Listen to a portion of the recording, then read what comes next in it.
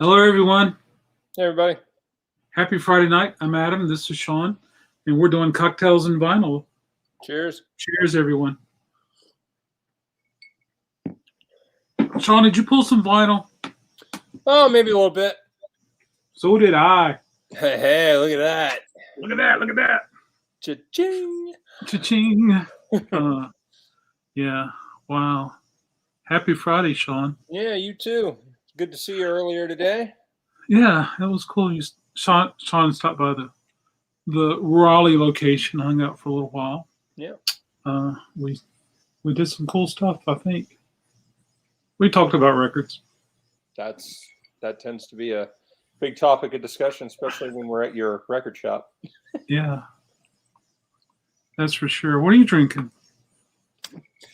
Just drinking a little bit of rum on the rocks. I'm not drinking my normal Vesper Martini tonight because I'm out of lemons, and so my wife's picking up some lemons on her way home, but they weren't here in time. So I said, all right, well, since I got to be drinking a cocktail, I'll just do some rum on the rocks. Sorry about that. It's a spammer, most likely. Yeah, well, cool.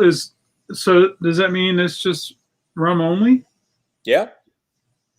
Wow. How about that? Let's say hello to Dennis Du. There he is. Hey, Dennis Du, how are you tonight? Hey, Dennis. Good to see you. And there's Adam NC. Hey, Adam. Fellas. Hey, what's shaking, Adam? Hope you're doing well. Let's see. I need to move me around. Drinking a Terrapin. Oh, that's a good one. That's good beer. Yeah. Terrapin Station. Well, I'm okay. It's not raining now, but we had some rain this afternoon. But some people to the west of us had lots of rain. They had some flooding, so I hope they're doing okay. Yeah. Yeah, I feel bad for all my friends and acquaintances up in Massachusetts and Rhode Island from all the years I lived up there because they got a hurricane on the way. Wow. Well, I was also going to ask Dennis if he got any of that rain from what do we just have, a tropical storm, depression? Something went through here. There was two of them down in Florida. So anyway, yeah. Weather. Shawn, you want to go ahead and get started and show us some cool records? Yeah, man. I've been having some good luck from you with some of this '90s stuff. Some of it original, some of it tough to find even in reissues. This one I was really just enamored that I was able to get this from you. But L7's Hungry for Stink.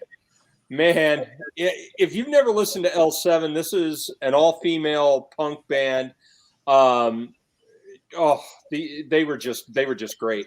The album before this, Bricks Are Heavy, I think that's the one that most people that have heard of L7 probably know. This is the second one this is the next one after that, and then they put out another one in '97 that was actually released on vinyl for the first time as part of Record Store Day.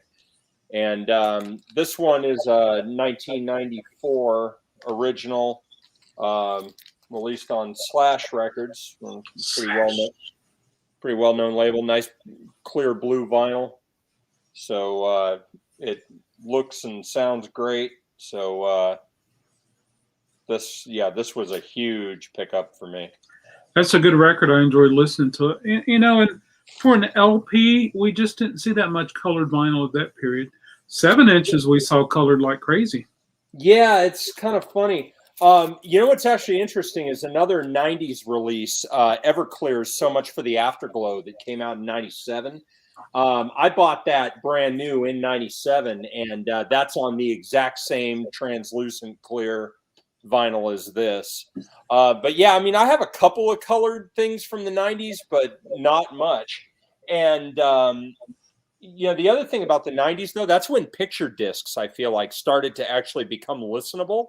I don't know if they did something or, they had some new formulation that made them more listenable. But, man, like I've got a picture disc. Actually, let me just grab it real quick. Let's see. Yeah, it's way over here, I think. Is this it? No, 1 second. Yeah, this thing. So here's an original 99 picture disc that I bought back in the day, Rob Zombie's Hellbilly Deluxe.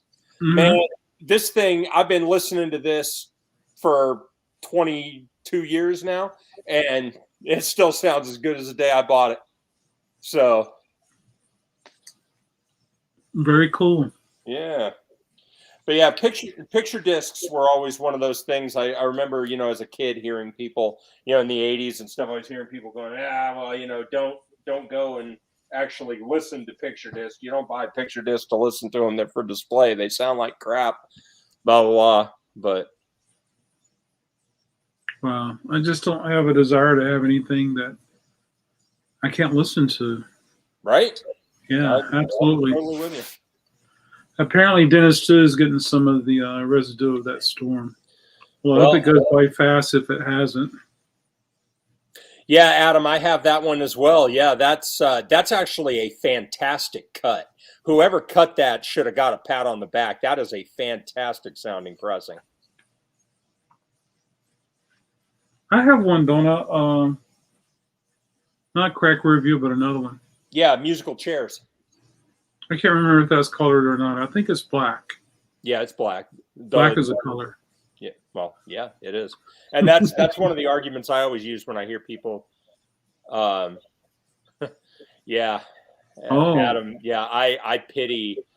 I was fortunate enough that I was a teenager, mid to late 90s, and I was able to go and blow entire paychecks at Tower Records. And so I bought a lot of those, titles that were just released at the time, the rare ones that they put out on vinyl, because they didn't put much out on vinyl, but the ones they did, I ended up buying. And man, I can't believe what some of that stuff sells for now. I pity anybody that's trying to get their hands on 90s originals right now, because the prices are just insane. Insane. So another original, not 90s, but missed it by 2 years. This was never pressed in the U.S. Oh yeah, their records sound, yeah, they do. And Cracked Review is a great example. I mean, that one sounds great. Another Hootie. As a matter of fact, all of the 3 90s Hootie and the Blowfish albums came out on vinyl. Cracked Review and Fairweather Johnson and Musical Chairs, and they all sound fantastic. So this one missed the 90s by 2 years, wasn't pressed in the U.S. on vinyl originally, but I remember seeing the European imports at places in Providence and Boston where I was living at the time. And but I didn't pick it up back then, but Adam came through in the clutch. So this is a straight up European original from 2001 of Daft Punk's Discovery album. I mean, this record is just fantastic top to bottom. There's not a bad moment here. Yes, it is. Yeah. I mean, if you like electronic, dancey type music, and you've somehow been living under a rock and have never listened to Daft Punk, you should. It's so good. And I mean, there were 1 or 2 radio hits on here that I remember. I don't. Oh, okay. Well, I don't remember anything. I mean, for anybody starting out with Daft Punk, I would say this record certainly, and their 2013 album, I want to say it was Random Access Memories. Those are both excellent starting points for Daft Punk. Hello, TARDIS. How are you tonight? Thanks for joining. And there's Kirby. Hey, Kirby. Hey, guys. So another one I managed to get from you This one's been highly bootlegged over the years, and the originals were only pressed in Europe, not in the U.S. I would never buy an original without actually like holding it in my hands and seeing it first, because it's been so widely bootlegged, and some of the bootlegs are really, really good. But this one is the only official reissue ever done from 2010. Music on vinyl pressing of Alice in Chains MTV Unplugged. This is probably one of the best performances, I think, in the history of MTV Unplugged. And you know, there were plenty, right? I mean, Mariah Carey put on a great MTV Unplugged, Nirvana.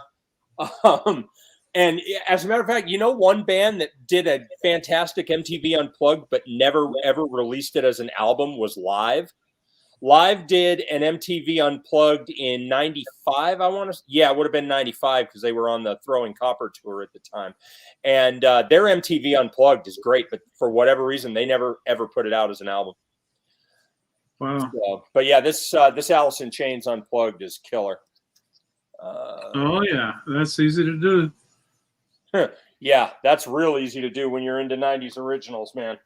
I sympathize. Only for me, it's jazz. Yeah, and so you know, prices are crazy. There is a record shortage, folks, and so I want you to buy as many records you can because of the shortage before they're even harder to get. It seems like there's more and more people buying records to have at home now. So, well, and the problem is there are no pressing machines. Nobody actually makes pressing machines. And you figure somebody would see a market for it. I mean, it's clear vinyl's not a fad. You know, everybody used to say, oh, the vinyl resurgence is a fad, da, da, da, da. You know, they were saying that in 2007, 2008.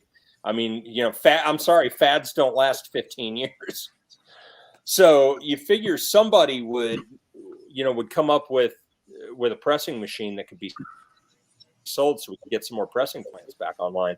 But yeah, I mean, it's hard, man. And, you know, when pressing plants have a machine that breaks, people that can fix them, I mean, the people that know those machines inside and out, they're not getting any younger. You know, because a lot of the techs and stuff that are out there offering repair services, I mean, sure, there are some younger guys that are trying to learn this stuff and things like that. But I mean, the masters, the guys that you got to call, or, you know, the people you got to call when there's something really broken, those are the same people that were working at the major pressing plants back in the 80s and, you know, into the early 90s when they closed. I mean, like I said, those folks aren't getting any younger. And, you know, a lot of them want to retire. And so, I mean, I'm glad pressing plants like Factory, you know, they're installing new pressing machines, and they have people that they're just being manufactured, not as quickly, not as fast as we would like them to be. But yeah, so I'm glad that there's lots of people that are learning the machines, and also so that when people retire, you know, there's somebody over to take over. And yeah, I mean, I kind of liken it to Y2K, right? Because, you know, in Y2K, all of these old, I've never heard that one. I think there was a U.S. pressing of that done in the 90s as well, but I've never heard it. But you know, I kind of liken that a little bit to Y2K too, Adam, because, you know, in 98, 99, these old COBOL programmers that knew how to program mainframes and stuff, banks were paying these guys in 98, 99, paying these guys $200, $250 an hour to come out of retirement to fix this stuff. And it's like, I'm glad they fixed it. I really am. Thank you so much, guys. Yeah, I know, right? Me too. I was glad I was able to wake up the next morning and it was not only a new decade, but hey, I had money and everything was okay. Yes, indeed. I want to watch that documentary. So this is a 2017 reissue. Not sure that this ever came out on vinyl in '92, but the singles soundtrack. If you like 90s grunge and alternative, there are a few better movie soundtracks than this one. Maybe The Crow. But yeah. Well, cool. Well, hold on to that one. I got something to show you. Yeah. Okay, it's right here.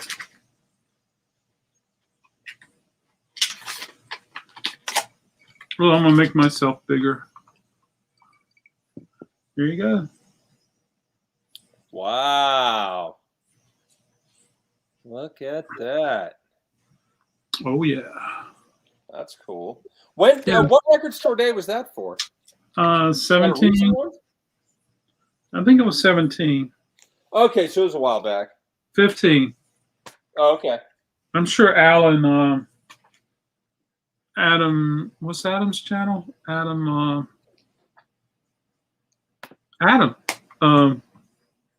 Alan C Records. I bet he has it. Yeah. Yeah, Alan seems to have a little bit of everything.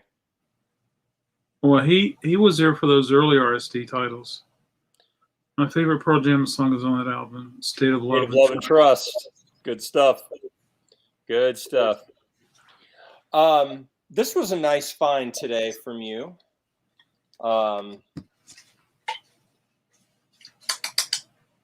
Pussifer's the Burger Barn.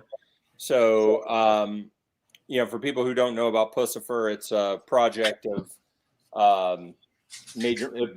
from Maynard James Keenan of Tool. Probably his second best known side project behind a Perfect Circle.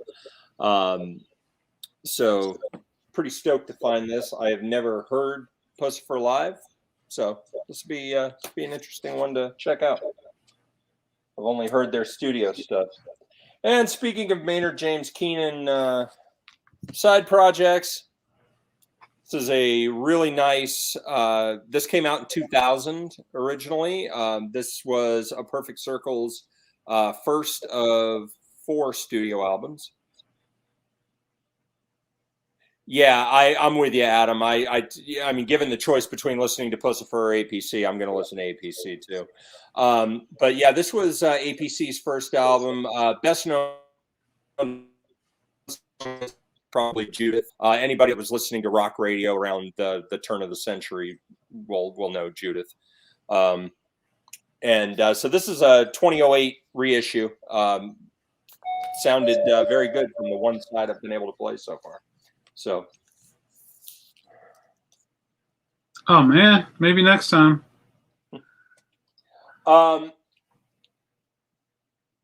So a few other things that have come in for me recently. This was a pretty nice find. 1989 original and 9 Inch Nails Pretty Hate Machine. These don't come up every day. They're not getting any easier to find. So, and this one's still got the lyric insert with it. So, I thought that was pretty cool. That's cool. That is on TVT, correct? It is. You know it. Does anyone know what TVT stands for? I do not. Let's see if anybody knows. TVT. They're a well-known, well-respected label, but that is true. That was where 9 Inch Nails had some early records, as well as the Connells, and yep, a whole bunch of wonderful bands were on TVT. There was one of my favorite bands actually did one album for TVT in 1998, and sadly, it's still not available on streaming services or anything else. But there's a band from Austin, Texas. A couple of brothers started it called Vallejo, and they did one album in '98 on TVT, and it's actually one of my favorite albums of theirs. I still have the CD, but yeah, not available streaming or anything else. And it's kind of sad because I would love to be able to stream that through my home stereo. I don't have a CD player hooked up right now, and even more, I'd love to see a vinyl reissue of it. So there you go. I was pretty stoked to find this because every one of these I've ever found looked like they were backed over by a Mack truck. But here's a really nice original copy of the Superfly soundtrack. Still has the little flap here, and then the records on the inside there. So this is probably one of my favorite funk and soul albums of the 70s. There's just so much good stuff on here. Curtis Mayfield just hit it out of the park with this. Adam got it right. TVT Tunes. Oh, TV Tunes. Well, congratulations. You've probably seen that record, Shawn, where it's got a big photograph of a 50s, 60s television, and Oh then it yeah, has TV songs. yeah. That's early TVT. Okay, Yeah, I learned something. good. Um, Good. I have seen Weird Al Yankovic live several times in my life. He's never disappointed. I am a huge Weird Al guy. I think as long as there exists popular culture, he has a job. Um, and his early stuff is not as common on vinyl, but as the '80s, Cheers. right here, rub on the rocks. Hello, One Real One. Thanks for joining tonight. But yeah, Al's stuff on vinyl, as the '80s were coming to a close, gets even more difficult to find. But this was a new arrival, and this is one of my favorite of his records. Found a copy of Even Worse. This has some. I mean, pound for pound, this has some of my probably the most. How do I want to say this? This album has the most number of Al's songs that I love on one record. So, Fat is obviously a classic. Stuck in a Closet with Vanna White is funny. This song is just 6 words long. That was a parody of George Harrison's Got My Mind Set on You. Let's see. I Think I'm a Clone Now. That was a parody of Tiffany's I Think We're Alone Now. Oh. And then there was Lasagna, which was a parody of La Bamba. Alimony. Running with Scissors. Yeah, no, it never got a vinyl release. I think Running with Scissors is in the conversation of Weird Al's best album, especially because that song that ends it, Albuquerque. I mean, most people don't know Albuquerque, but anybody that knows Weird Al, like anybody that likes Weird Al more than just in passing, knows Albuquerque, and I'm sure you do, Adam, because you mentioned Running with Scissors. But I think Albuquerque might be the single greatest song that Weird Al ever wrote. Another amazing song on this was his parody of Billy Idol's Moni Moni. His song was called Alimony. There are some great lines in that. Velvet Elvis. So Velvet Elvis is not actually a direct parody, but it was very clearly written in the style of the Police. Like when you listen to Velvet Elvis, you could totally hear Sting singing, kind of thing. And Weird Al did that a lot. There was a lot of songs that he wrote that you can listen to it and you're like, I know this isn't a parody, but this is in the vein of a particular artist. And that's exactly what Velvet Elvis was. He was trying to channel the Police. There you go. And then some jazz new arrivals that have shown up recently. I am a huge fan of Red Garland, piano player. Some of his trios. He played with Miles Davis in the 50s for a while and into the 60s, I believe. Red Garland put together some amazing trios over the years. This one, The Nearness of You, this has Larry Ridley on bass and Frank Gant on drums. And this is, what's the best way I could describe this? This is winter sitting by the fire, sipping a spiked eggnog kind of music. This is outstanding. I was very, very surprised at how much I like this. Very cool. Yeah. So Sonny Stitt is one of those guys, Adam. I know I've gone and talked about him ad nauseum with you at the shop, but I love Sonny. Sonny Stitt is one of those guys that is criminally underrated, almost all but forgotten about by mainstream jazz history. But man, could that guy play, and man, could he lead a band. And So here I found a Verve album of his recently that I did not have. It's called The Hard Swing.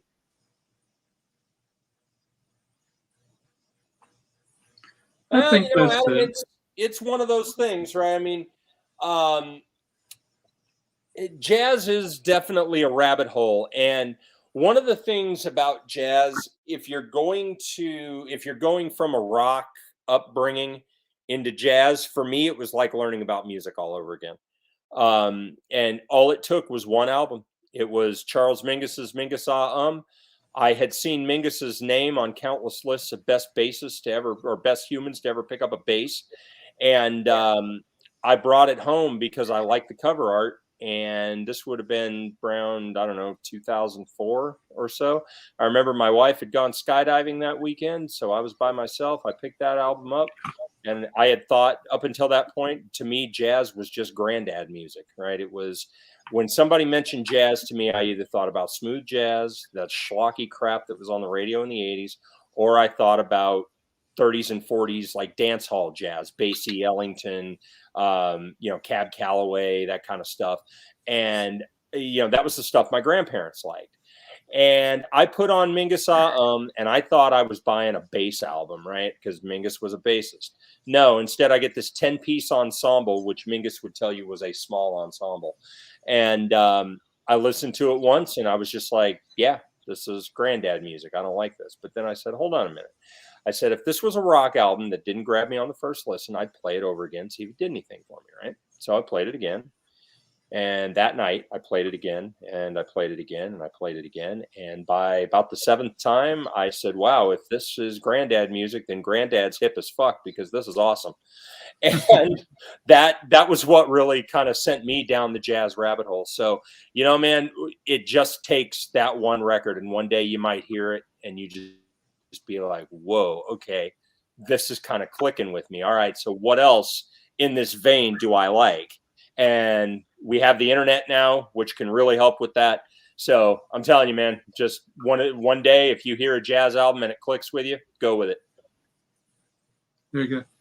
Hey, everyone. Thanks for joining tonight, doing Cocktails and Vinyl. This is Shawn right here. I'm Adam, hanging out. Hello, Alan. Thanks for joining us tonight.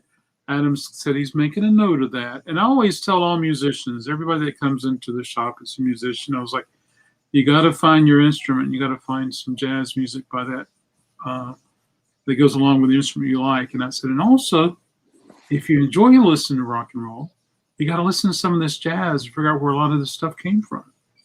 Yeah, and I mean, there are some great guitarists. I mean, for somebody who is really into rock, for getting them into jazz, I would recommend two albums, Adam.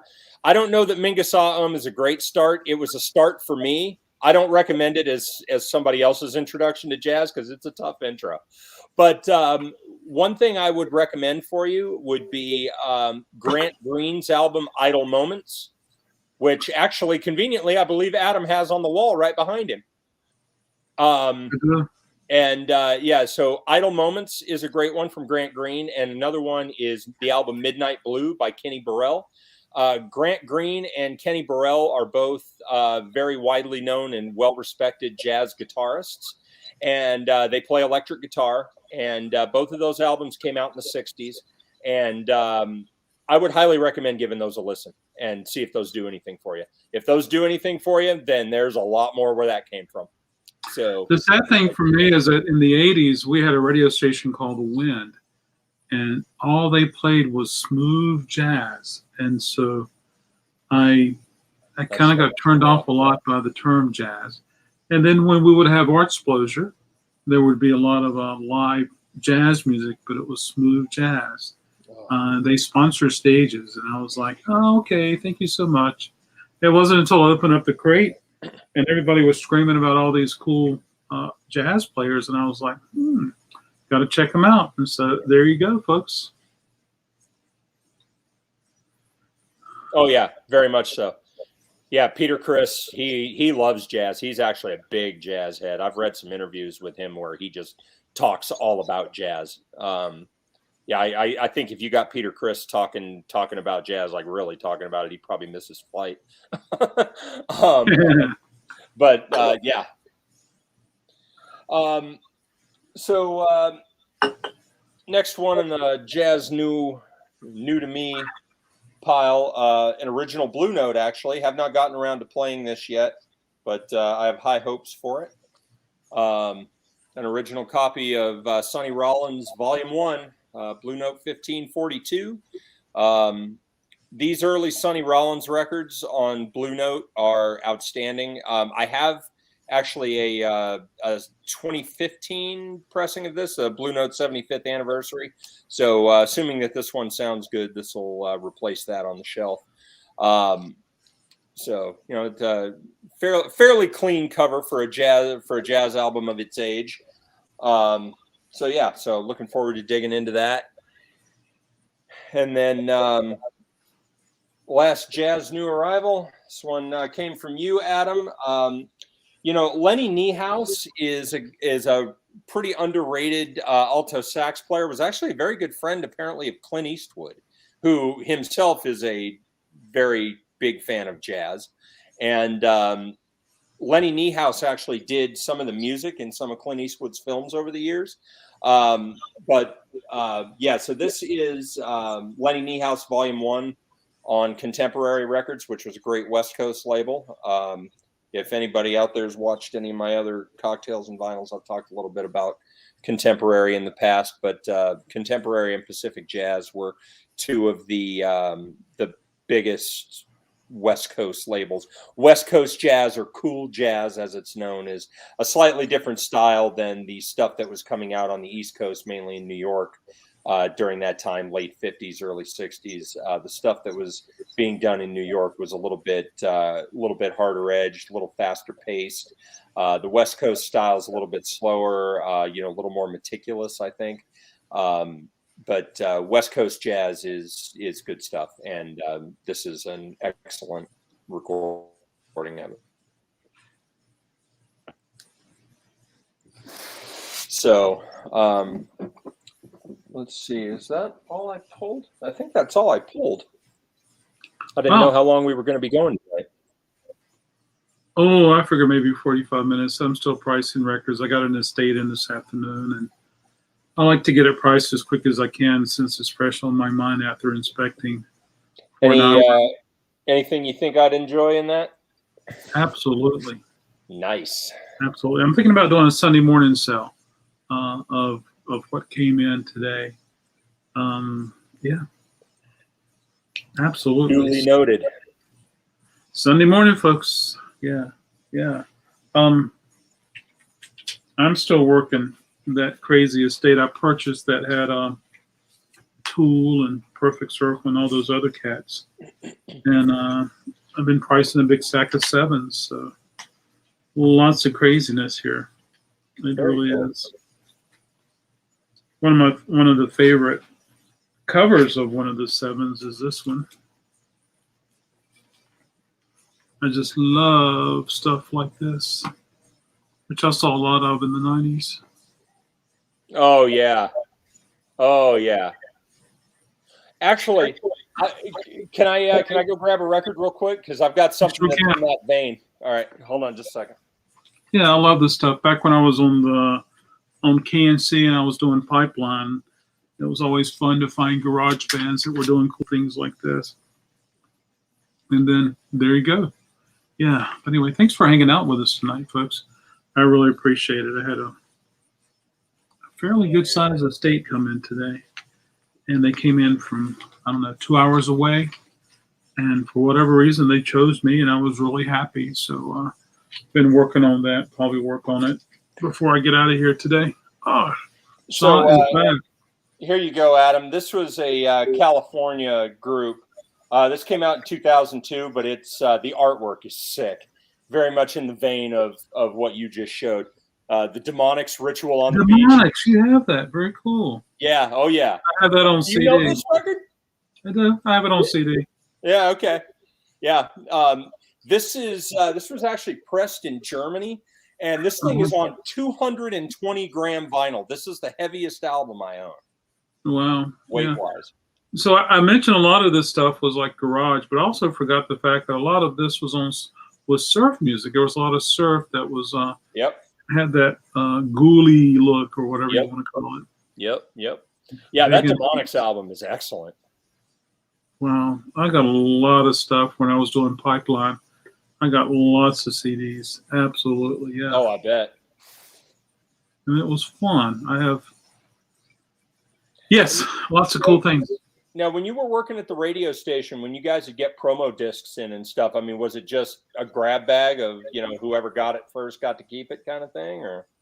Well, the whole idea was to build a library and have music to play for the programs. Mm-hmm. We would get some stuff for giveaway, do on-air giveaway, and if we went to set up a remote or promote the radio station at an event, we had stuff. And there was always plenty of stuff to go around. Sometimes the labels would just send 2 or 3 copies in an envelope so that, the music director could take it home and listen to it.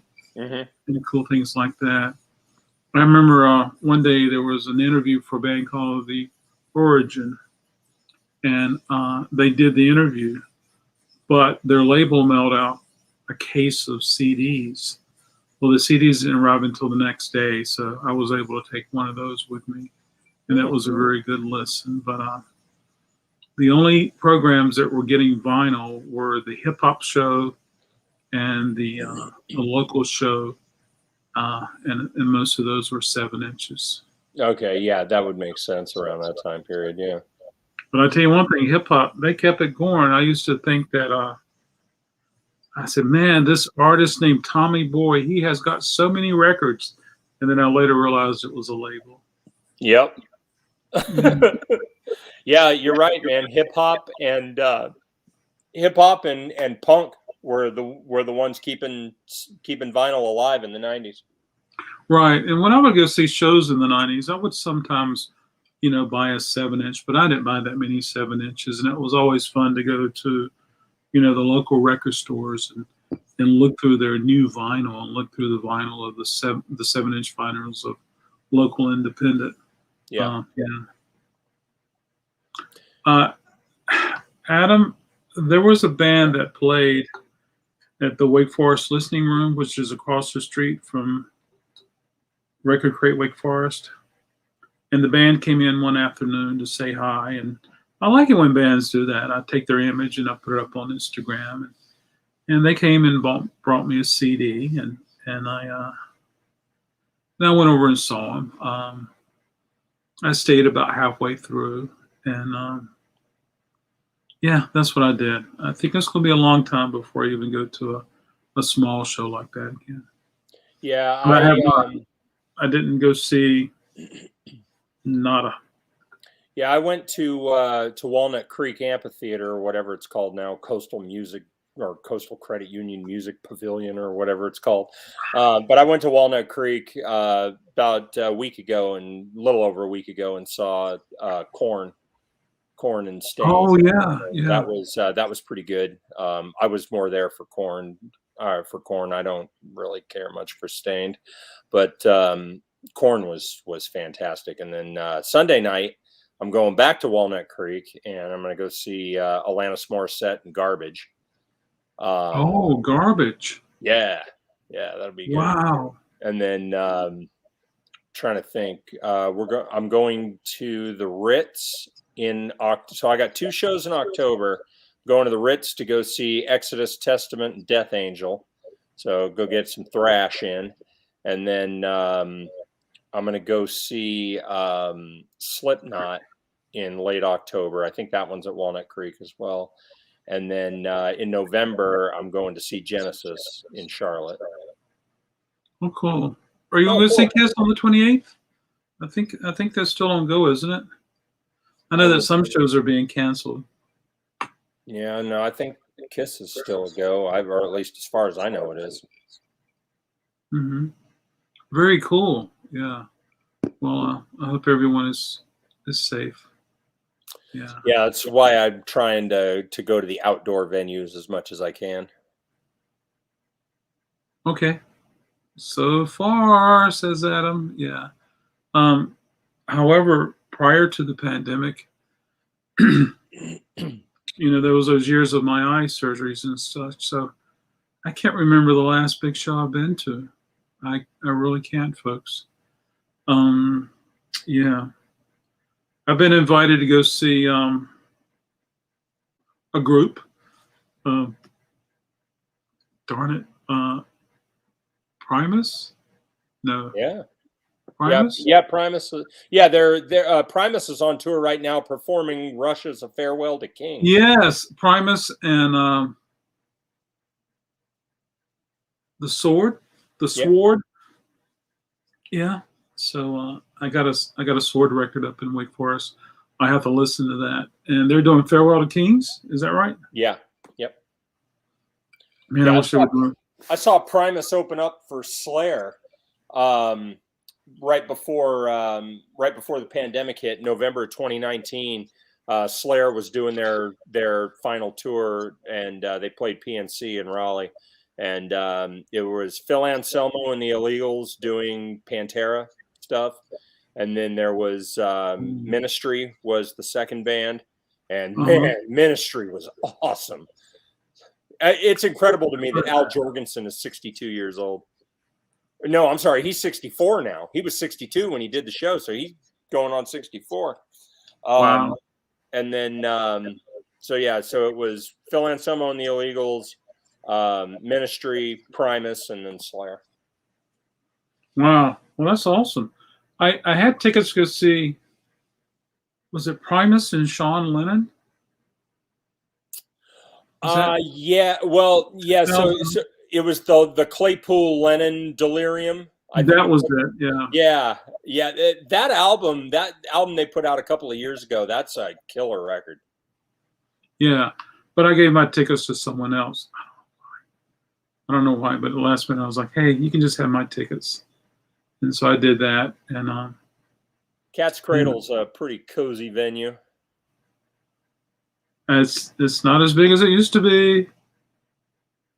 Gosh. Yeah. I saw lots of wonderful shows. Good memories at the Cat's Cradle. But I haven't even been there since they. Yeah, Cat's Cradle's. I haven't been there since they split it up. Yeah. Yeah, which is really Cat's Cradle's a legendary venue, man. It is. It is so legendary. It sure is. I mean, if we wanted to talk about amazing bands and stuff that have come through Cat's Cradle over the years, we'd be here all night. We would be, and we were very fortunate in the fact that we had the brewery here in Raleigh, and we had lots of cool bands come from through the brewery. Yeah, I remember you telling me about some of the bands that you saw there over the years. Didn't you say you saw Living Colour at the brewery back in the day? Living Colour played the brewery more than once, but I never went to see. Okay, that must have been it. Okay, that would have been a good one to go see, and then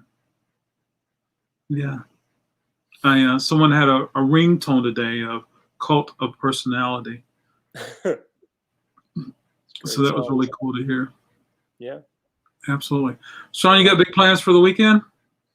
Not too much. Got a wine and cheese event to do tomorrow night. It's a neighborhood thing, and then Sunday I'm going to Alanis Morissette and Garbage. But other than that, that's about it.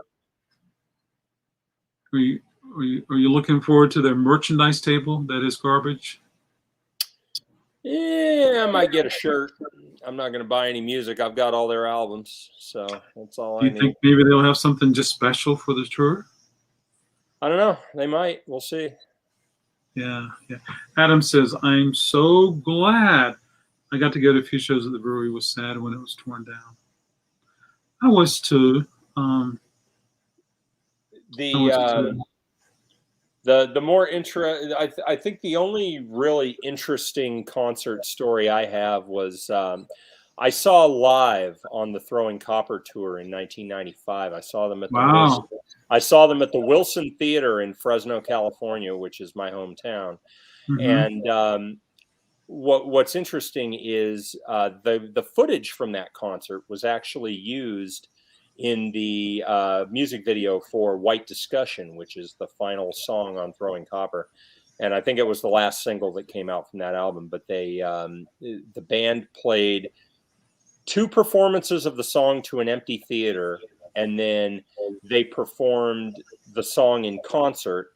And so they took the footage from the 2 performances to an empty theater and the one where they played at the concert, and they mashed it all together to make the music video. Oh, cool. Yeah. I remember being at the beach one time. It was Topsail Island, probably Surf City. Yeah. And I remember picking up a newspaper or a periodical, and I said, look, the Ramones are playing in Wilmington tonight. Let's go. So me and my buddy hopped in his car, and we went down to Wilmington, and we watched the Ramones play at a place called the Mad Monk, which wasn't much bigger than my Wake Forest shop, but it had a little balcony up above. And I just remember seeing them there. What was it? Maybe 150 people, 200 people. What year was this? I don't know. It had to be late 80s. Okay. All right. And so, there was a time. So at that time, it probably would have been, I'm trying to think, in the band. Joey. Yeah, it would have been Joey and Johnny. And Marky no, it was probably CJ that was playing drums. I don't think Marky came back into, or actually did. Yeah, no, late 80s. I think Marky was back at that point. I think CJ only played during the mid 80s. I could be wrong. But and I remember the Ramones were a cool band. However, they had not gotten to that legendary status. And I think that they were pretty much happy to play where they could play.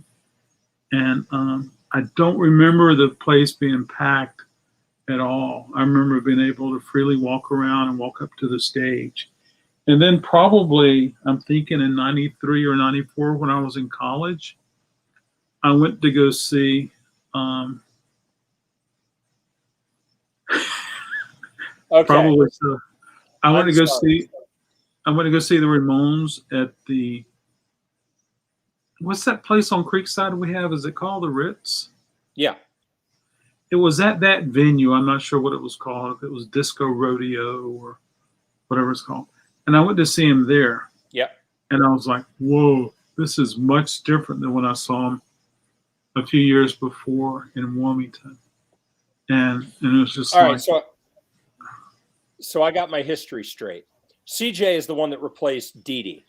So after Marky Ramone was fired from the Ramones, they hired a new guy, Richie Ramone, to play drums.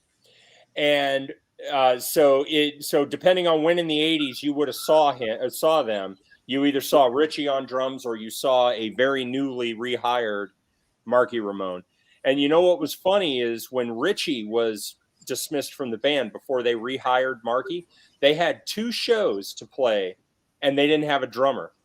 So they hired this guy to play 2 shows, one in Providence, Rhode Island, and one in Trenton, New Jersey, August 28th and 29th, 1987, respectively. The guy went by the name of Elvis Ramone, who is better known as Clem Burke, the drummer from Blondie. Really? Yep. He played 2 shows with the Ramones while they were in between drummers. Well, let's see if we can find out when the Ramones played at the Mad Monk. It was the Mad Monk was in Wilmington, North Carolina. Let's see. The Mad There's Monk. video of it on YouTube, 12/11/1987. So that would have been Marky that was on drums. Wilmington, North Carolina. Yep. Ramones. December 11th, 1987. There's video of it. It the was entire warm when I on saw YouTube. him. It was warm. It was late spring, summer, early fall. Oh, okay. Yeah. There's a March date. There's a November date. Oh boy. It could have been March. Anyway, it's just something to think about. I'll have to ask around and see if anybody else was at the show. But hey, it was kind of strange, kind of fun how I just happened to look at a paper and said, let's go see the Ramones. And we drove down to Wilmington, and it was awesome. Then we had to find the place. My GPS wasn't working. Yeah. Well, yeah, so, you wouldn't have had GPS back then. I know it wasn't working at all. So looks like that show was on set list, but I can't get the site to load. Hope it's not down. So yeah, Absolutely. the band that you would have saw there, yeah, that would have been Joey, Johnny, CJ, and Marky. So that was. Well, what about when they played? They played Raleigh, and they were huge. They were huge then. It's amazing. That would have been in the 90s? Yeah, I want to say 93, 94, 95, 96. So that would have also been the same band that you saw. So that would have been Joey, Johnny, CJ, and Marky. Yeah, that was probably a Thursday night, if I remember correctly, or maybe it was a Tuesday night. Oh, I'm sorry, Adam. The band you would have saw did have Dee Dee in it. Dee Dee didn't leave the band until 1989. So yeah, so it would have been Joey, Johnny, Dee Dee, and Marky. Wow, that's amazing. Yeah. Let's see, the Ramones, Raleigh, North Carolina. I'm gonna put in Disco Rodeo. So that was a really good show. I enjoyed seeing that. One show I did see at either Disco Rodeo or the Ritz that I really, really enjoyed was Stereo Lab. Oh man, I would have loved to have seen Stereo Lab back in those days. And I saw him when Mary was still with him. And then May 1st, 1995. What day of the week was that? Hey Siri, what day of the week was May 1st, 1995? Monday. It was a Monday. Thank you, Siri. That would have been about the best Monday ever. And then I saw another good show I saw there was Queens of the Stone Age and the White Stripes. The White Stripes played first, and then Queen. Wow. And good evening, I'm new here. Hey, Judy May, I've seen you before. I would listen for a while.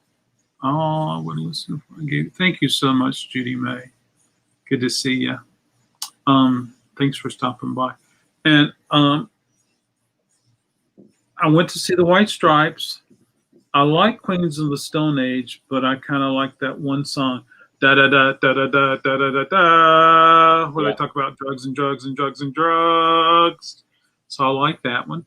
But maybe 3 or 4 songs into Queens, I went to the back of the building just to see if the White Stripes were hanging out.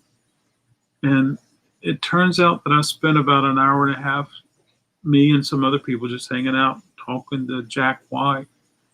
And so that was really cool. That's awesome. And Jack's been really good to me over the years, sending me stuff from the label. Oh, that's great. Yeah. Judy May, that could be true, but I think I saw you on James's Amputee Adventures more recently. So yeah. So there you go. Yeah. Either way, it's good to see you. Yes, sir, Shawn. Queens of the Stone Age is an interesting one for me. I think my favorite album of theirs was from 2005. It's called Lullabies to Paralyze. That record is killer top to bottom. But I think on that album there's a song called Broken Box, and that might be the single best breakup song ever written from a guy's perspective. Oh boy. Yeah, it's quite something. But no, there's a lot of great songs on that record. Medication and You've Got a Killer Scene There, Man, and a whole bunch of others. That's a great album. Did Queens have a record called Rated R? Yeah. I had a studio mate, and he just played that CD over and over and over. Understandable. It's a great album. And that's where I heard the song da da da da da da da da da like I can, or whatever it was. It was awesome. Yeah. How about that? 90s memories. What year was rated R? I think that was 2001, Okay. 2002, somewhere in there. So that must have been when I saw White Stripes, because I think they were touring rated R. Okay. Wow, so Yeah, you so saw really, early White Stripes. Wow. That's awesome. Yeah, they were opening up, and it was fun. It was fun. Lullabies to Paralyze is a great album. Yep, that was another one. I was lucky enough to score the original copy on vinyl back in 2005 when it came out. And at that time, side 3 consisted entirely of tracks that were not available on the CD. I think I was probably dubbing things on cassette even then, because at the radio station we had a little microphone check. Whenever you press the microphone button, the cassette players would start recording if you had a cassette in it, you had it set right. Yep. And I was even recording vinyl on the cassette then. I envy you. It's just good stuff, Adam. Good stuff to pass around for everybody. Shawn, well, I hope you have a blast on Sunday night. Thank you. Is there an opener for the garbage? There is. I don't remember the name of the band, but Cat Powers, I think it was. Cat Power? Cat Power, yeah. Oh my gosh, that's gonna be awesome! I love Cat Power. I've never heard of them. Oh, you better get YouTube. Let me listen to and watch the videos. They're so artistic. Yeah. Okay. I love Cat Power. I got a Cat Power record over there for sale. Yeah. Okay. All right. I'll check it out. Oh my gosh, that's going to be a wonderful set. 3 wonderful groups, starting off with Cat Power, and then Garbage, and then Atlantis. Is that right? Yeah, Alanis Morissette. Yep. Wow, that was fun. I have actually seen one show in my life where the opening act blew the headliner off stage, and that was I saw the Goo Goo Dolls live at the Joint, which was inside the Hard Rock in Las Vegas back in '98 when they were touring Dizzy Up the Girl. And the opening act was actually a band from North Carolina that had a very small amount of radio success in the '90s, a group called Athenium. And called what? Athenium. It's an old. Do you remember them? Yeah, I think we called them Athenium. Okay. The word's technically pronounced Athenium. But anyway, they were the opening act for the Goo Goo Dolls. And the Goo Goo Dolls were good, but Athenium was just a whole other level. They were great. Wow. Yeah. That's very cool. Yeah. Well, that's cool. Well, Shawn, it's been fun hanging out. Yeah. I probably got another hour or so here. Give me some inventory to look at Sunday morning. Well, it's over there. I'm processing it now, putting it in bags, putting attributes. The cool thing, I don't have to wash any of this vinyl. It was a military guy who brought back a lot of records from the UK. And Shawn, entertain everybody. I got to show you one record that's going home with me. Okay. Okay. Okay. Entertain everybody. Tell them how many bubbles are in your lava lamp. So far, 3 big ones on that one, at least. On that one, what do we got? 4. Yeah. I could sing a really bad rendition of In the Still of the Night, but I won't. Oh, please don't. I mean, please do. Now, if I'm going to sing a really bad rendition of anything, it's going to be It's Raining Men. Oh, that would be wonderful. That would be wonderful. Okay, so this is I'm actually going to show 2 records. Oh, Gina May says, when I was growing up, I had a vinyl, but now I got rid of them, all thinking they wouldn't be worth anything. Boy, was I wrong.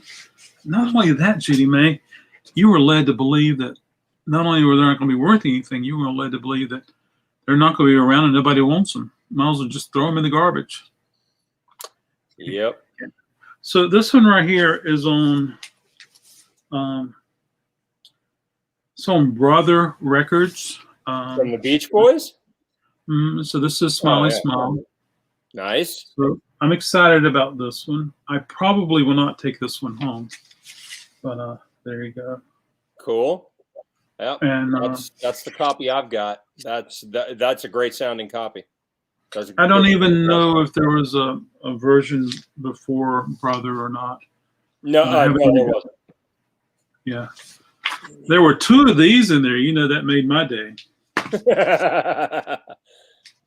So that's possibly a first edition, and this is a UK pressing. This one's mono. Hallelujah. And this one is going straight home with me, folks. Look at that. It's a UK. Yeah. It sure is. Nice. And you know, overall, it's VG plus. I played it before I made an offer, so I could make an educated guess of what to offer the person. And so it was just fun going through that. Then when I ran across that Pet Sounds, I was like, so I probably have maybe 14 copies of Pet Sounds now at home. I've got one. That's all I need.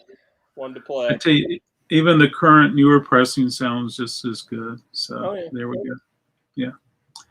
Okay, folks. Thank you so much for hanging out with us, Shawn. Everybody, thank you, Shawn. Thanks for having me. We'll have to try to do something next week and get some more of the people around and talk RSD and cool things like that. Sounds good. Everyone who's hung out with us tonight, we really appreciate it a bunch. Hope you're having a wonderful weekend, and look forward to hanging out with you next time. See you later. Good night, everybody. Good night.